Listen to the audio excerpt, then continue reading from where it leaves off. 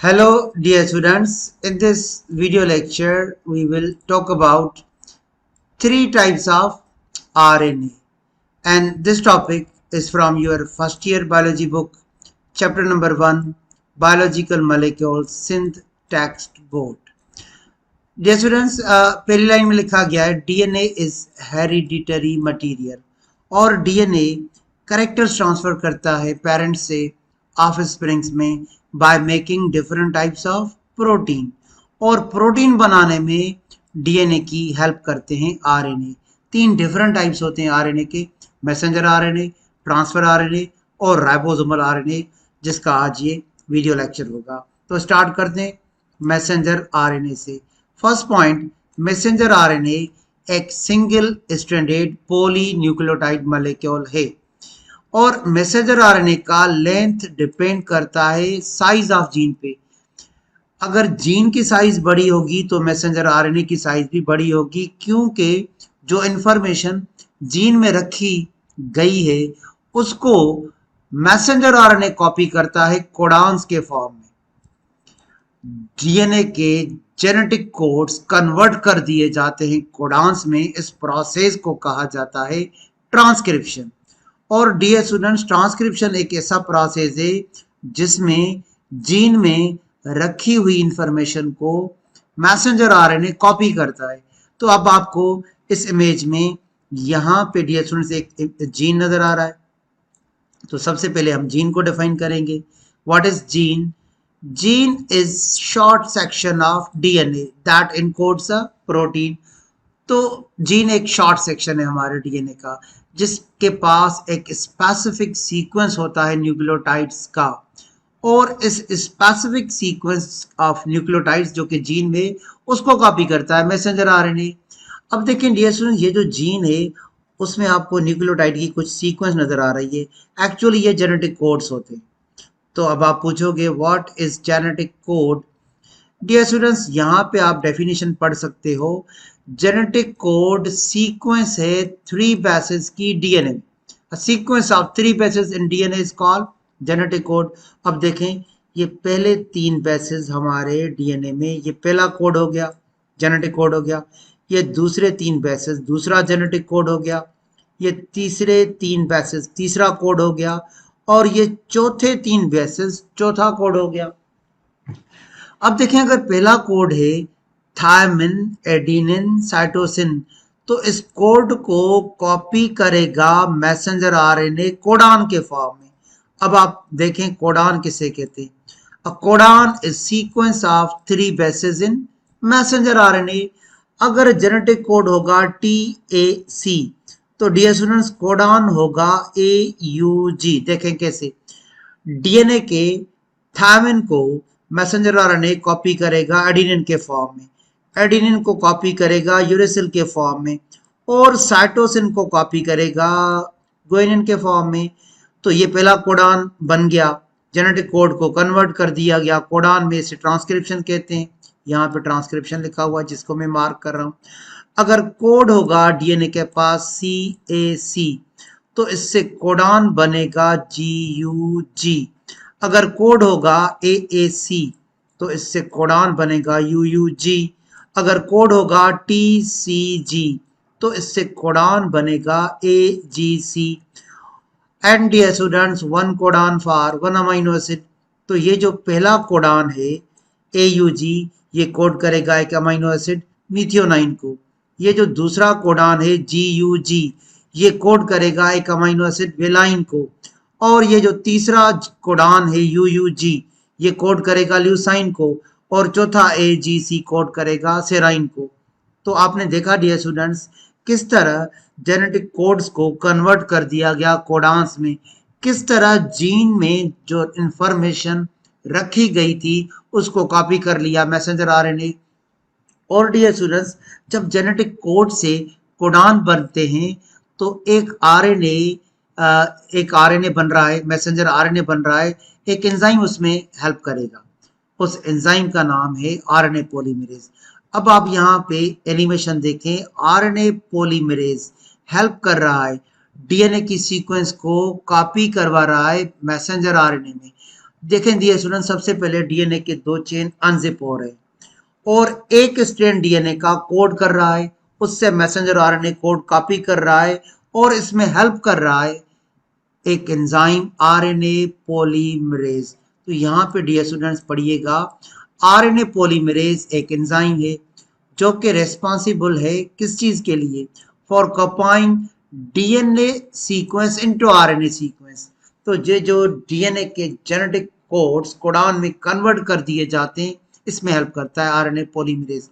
और dear students, यहाँ पे ये जो रेड कलर का मैसेंजर आरएनए बन रहा है, ये यहां से चला जाएगा राइबोसोम की तरफ। देखें, मैसेंजर आरएनए बन रहा है, किससे बन रहा है, डीएनए से, और हेल्प कर रहा है आरएनए पॉलीमरेज।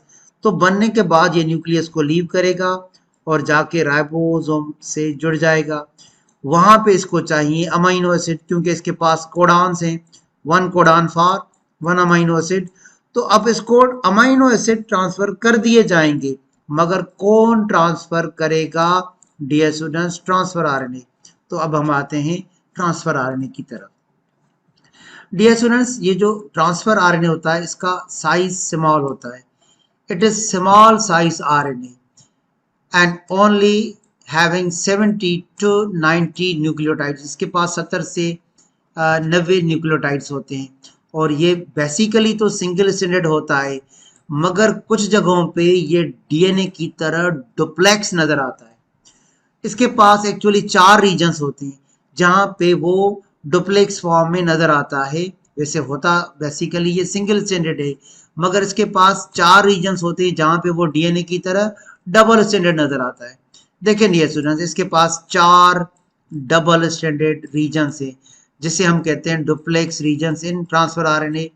तो देखें, ये उसका एक्सेप्टर आर्म है जहां पे वो अमीनो एसिड को बाइंड करता है। तो यहाँ पे आपको डुप्लेक्स नजर आएगा, ठीक है। ये हाइड्रोजन बॉन्ड्स नजर आएंगे जी और सी के बीच में, या फिर सी और जी के बीच में। और इसके पास एक डी लूप होता है, उसमें आपको दूसरा डुप्लेक्स रीजन नजर आएगा। इसके पास एंटी कोडान का लूप होता है, यहाँ भी आपको एक डुप्लेक्स रीजन नजर आएगा। इसके पास टी लूप होता है और यहाँ भी आपको एक डुप्लेक्स रीजन नजर आएगा। तो इसके पास 4 डुप्लेक्स रीजन्स होते हैं। यहाँ पे हाइड्रोजन बॉन्डिंग भी आपको नजर आएगी। अच्छा डियर स्टूडेंट, उसके बाद लिखा गया है कि इसके पास एंटी कोडान्स होते हैं और वो anti codon actually genetic code जो कि मैसेंजर आरएनए कॉपी किया था उससे जाके जुड़ जाएंगे, क्योंकि एंटी कोडान होता है ट्रांसफर आरएनए के पास और कोडान होता है मैसेंजर आरएनए के पास। तो डियर स्टूडेंट्स, हम स्ट्रक्चर की तरफ आते हैं। हम ट्रांसफर आरएनए के डी लूप को पढ़ेंगे, एंटी कोडान लूप को पढ़ेंगे, टी लूप को पढ़ेंगे और एक्सेप्टर आर्म को। मगर उससे पहले आप डियर स्टूडेंट्स परसेंटेज याद कर लें। ट्रांसफर आरएनए की जो परसेंटेज होती है वो 10 से 20% होती है। और कितने डिफरेंट टाइप्स होते हैं ट्रांसफर आरएनए के, 45। अब हम आते हैं ट्रांसफर आरएनए के लूप्स की तरफ। डियर स्टूडेंट्स, आप इस इमेज को देखें, इसमें आपको कुछ लूप्स नजर आएंगे, D loop, T loop, so on, anticodon loop भी।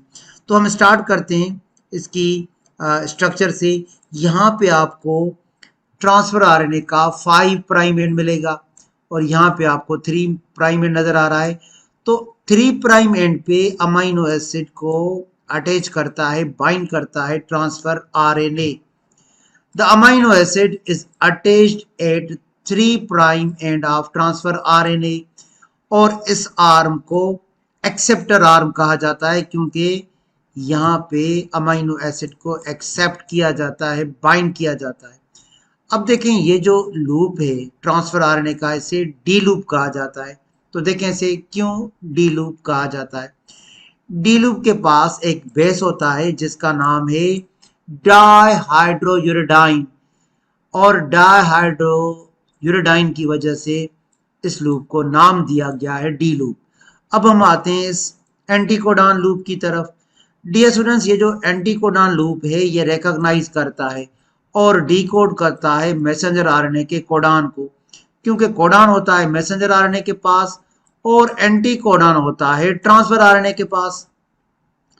एंटीकोडान ट्राई न्यूक्लियोटाइड सीक्वेंस है जो कि लोकेटेड होता है ट्रांसफर आरएनए मॉलिक्यूल की एक एंड पे।